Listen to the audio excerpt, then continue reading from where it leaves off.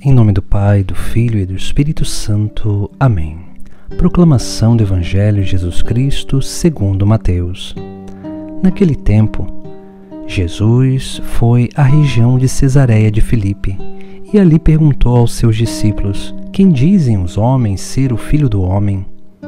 Eles responderam: Alguns dizem que é João Batista, outros que é Elias, outros ainda que é Jeremias ou algum dos profetas. Então Jesus lhes perguntou: E vós, quem dizeis que eu sou? Simão Pedro respondeu: Tu és o Messias, o Filho do Deus vivo.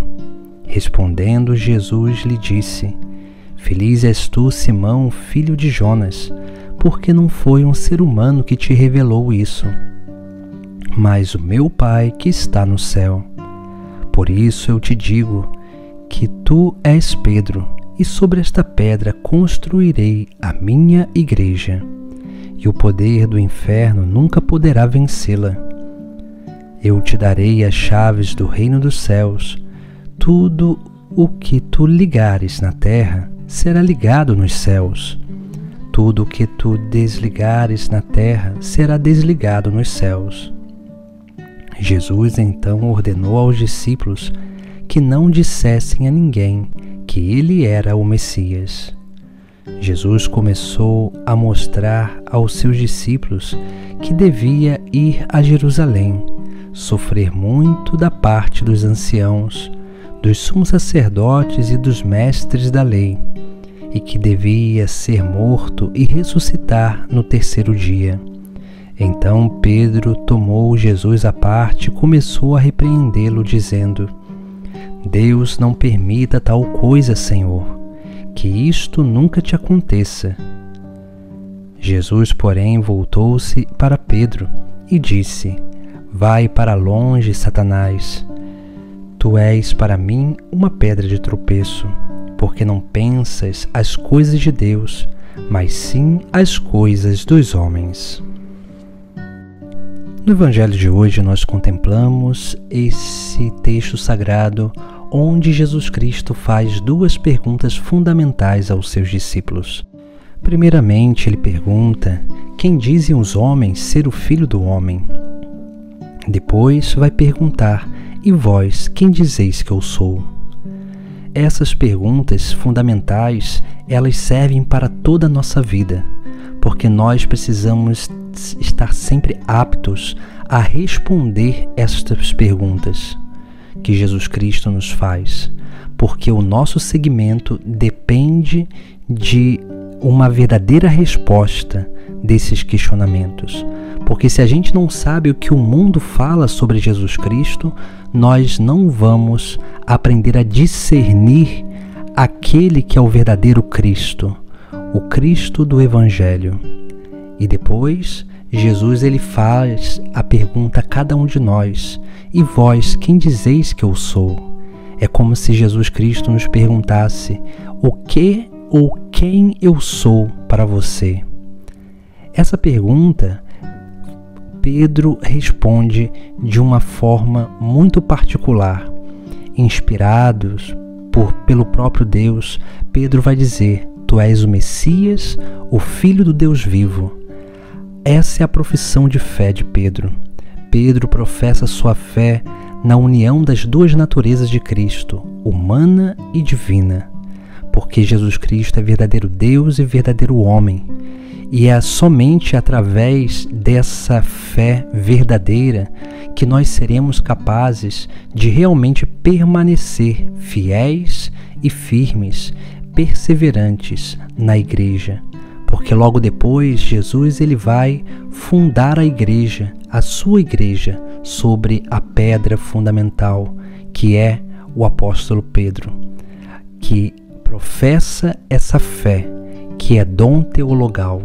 Por isso que Jesus Cristo ele vai dizer: Feliz és tu, Simão, filho de Jonas, porque não foi um ser humano que te revelou isso, mas o meu Pai que está nos céus. Porque é o Pai que atrai a cada um de nós ao seu Filho, a Jesus Cristo.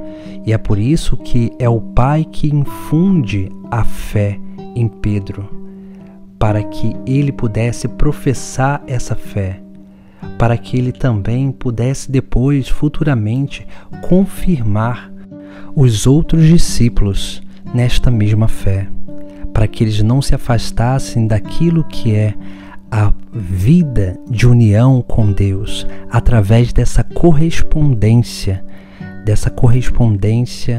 que é sim uma correspondência de união, de unidade, porque é pela fé que nós nos tornamos um com Deus, é pela fé que a nossa vida ela muda, é pela fé, por essa motivação interior que nós somos impelidos cada vez mais a ir de encontro a Jesus Cristo, mas também anunciá-lo a todas as nações. Por isso que Jesus Cristo funda a igreja. Ele funda a igreja com essa missão de ligar e desligar no céu e na terra. E ele mesmo vai dizer que as forças do inferno não poderão vencê-la. Veja que essa é uma promessa. Por isso que a igreja é essencial para cada um de nós, porque quando nós estamos unidos à igreja, nós professamos a verdadeira fé. Quando nós estamos unidos à igreja, nós estamos livres dos erros. Quando nós estamos unidos à igreja, nós temos o verdadeiro alimento de vida, que alimenta a nossa fé em Jesus Cristo, a nossa esperança no reino dos céus, e nos faz cada vez mais experimentar o amor de Deus e transbordar esse amor para a vida dos nossos irmãos. Por isso que nós precisamos ter essa experiência de responder a Cristo o que o mundo diz sobre Ele e o que nós, como discípulo, respondemos sobre quem é Ele para a nossa vida. Porque somente quando nós respondemos como Pedro, nós seremos capazes de acreditar na igreja, de confiar na igreja e permanecer firmes e fiéis na obediência e na fidelidade àquilo que Jesus Cristo deixou nesta terra como meio e caminho de salvação para cada um de nós. Depois nós vemos outra realidade bem interessante. E aqui nós temos aquilo que seria o grande empecilho para que nós possamos permanecer unidos à igreja. Porque veja que depois que Jesus Cristo faz o anúncio da sua paixão, Pedro ele vai colocar Jesus à parte e vai repreendê-lo dizendo: Deus não permita tal coisa, Senhor, que isto nunca te aconteça. Jesus, porém, voltou-se para Pedro e disse: Vai para longe, Satanás. Aqui o termo Satanás significa adversário. Quando nós não nos unimos a Deus, nós podemos nos tornar adversários de Deus. Nós podemos até ter a fé, nós podemos ter sim uma verdadeira convicção em Jesus Cristo, mas se nós não cuidarmos daquilo que são as moções interiores da nossa vida, nós não teremos olhares sobrenaturais sobre a nossa realidade e nós começaremos a questionar as coisas.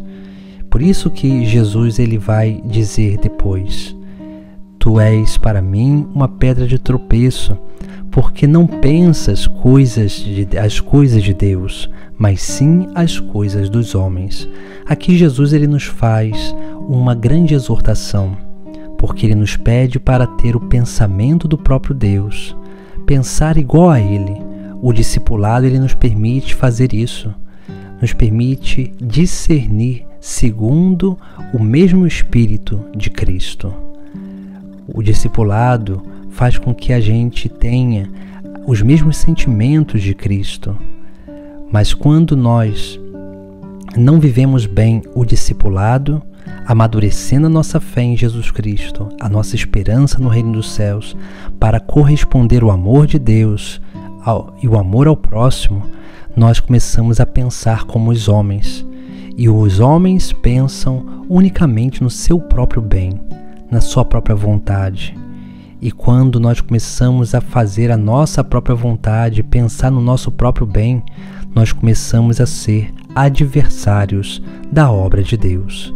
Por isso que hoje Jesus ele nos faz essa pergunta, esse questionamento, para que nós possamos responder com toda a coerência, segundo a verdadeira fé. Porque se nós não tivermos uma fé bem fundamentada e convicta, nós nos tornaremos sempre adversários da obra de Deus, desta obra que acontece em nós, mas dessa obra também que deve acontecer através de nós, na igreja, onde nós somos membros desse corpo místico de Cristo. Busquemos assim refletir sobre a nossa fé e responder quem é Jesus Cristo para cada um de nós. Em nome do Pai, do Filho e do Espírito Santo. Amém.